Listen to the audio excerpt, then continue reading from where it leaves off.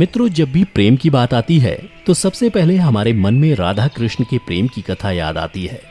परंतु अधिकतर जनमानस के मन में ये सवाल उठता है कि जब भगवान कृष्ण राधा रानी से बेइंतहा प्रेम करते थे तो फिर उन्होंने उनसे शादी क्यों नहीं की।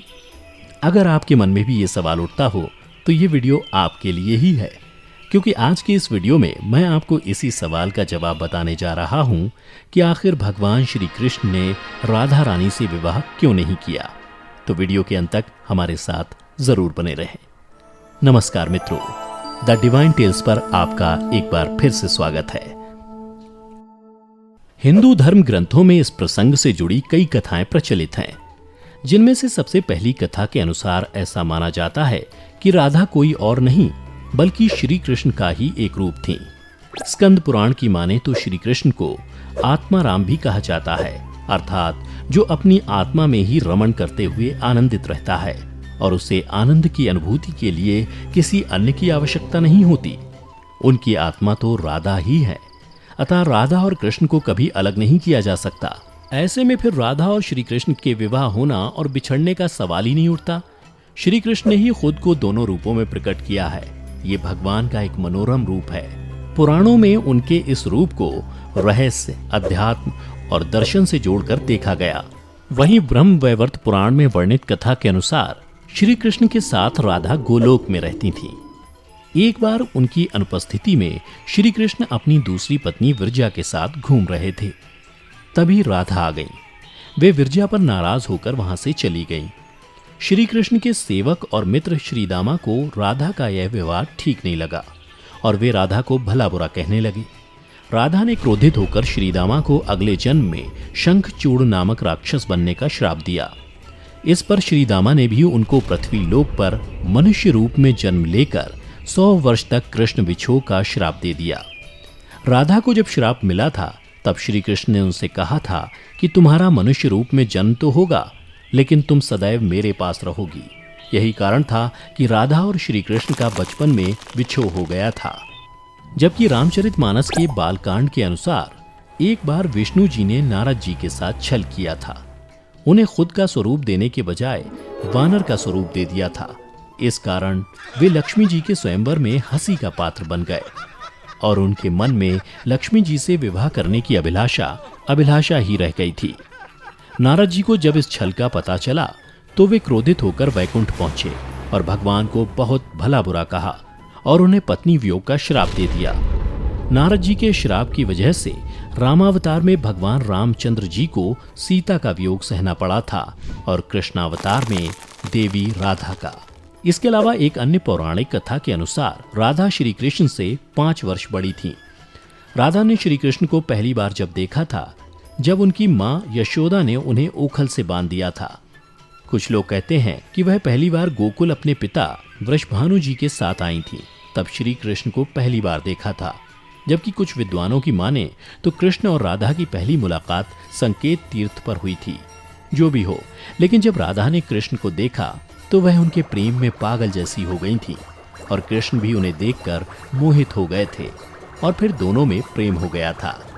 ऐसा माना जाता है कि तभी से राधा श्री कृष्ण की मुरली सुनकर बावरी होकर नाचने लगती थीं और वह उनसे मिलने के लिए बाहर निकल जाती थीं। जब गांव में कृष्ण और राधा के प्रेम की चर्चा चल पड़ी तो राधा के समाज के लोगों ने उसका घर से बाहर निकलना बंद करवा दिया। जिसके बाद एक दिन श्री कृष्ण ने अपनी माता यशोदा से कहा कि माता, मैं राधा से विवाह करना चाहता हूँ। यह सुनकर यशोदा मैया ने कहा कि राधा तुम्हारे लिए ठीक लड़की नहीं है। पहला तो यह है कि वह तुमसे 12 साल बड़ी है और दूसरा यह है कि उसकी मंगनी रायाण के साथ पहले से ही हो चुकी है और वह कंस की सेना में है जो अभी युद्ध लड़ने गया है। जब आएगा तो राधा का उससे विवाह हो जाएगा, इसलिए उससे तुम्हारा विवाह नहीं हो सकता। हम तुम्हारे लिए दूसरी कन्या ढूंढेंगे। लेकिन कृष्ण जिद करने लगे। तब यशोदा ने नंद से कहा। कृष्ण ने नंद की भी बात नहीं मानी। तब नंद बाबा कृष्ण को गर्ग ऋषि के पास ले गए। गर्ग ऋषि ने कृष्ण को समझाया कि तुम्हारा जन्म किसी खास लक्ष्य के लिए हुआ है। इसकी भविष्यवाणी हो चुकी है कि तुम तारणहार हो। इस संसार में तुम धर्म की स्थापना करोगे। तुम्हें इस ग्वालन से विवाह नहीं करना चाहिए। तुम्हारा एक खास लक्ष्य है।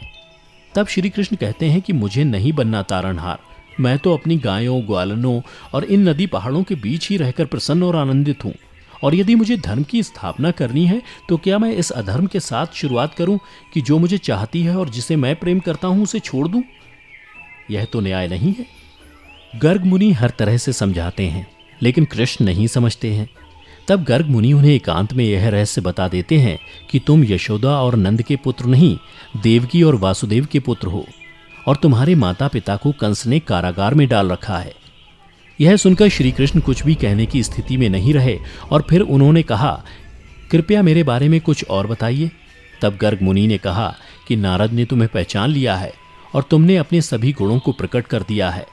तुम्हारे जो लक्षण इस ओर संकेत करते हैं कि तुम ही वह महापुरुष हो जिसके बारे में ऋषि मुनि चर्चा करते हुए आ रहे हैं।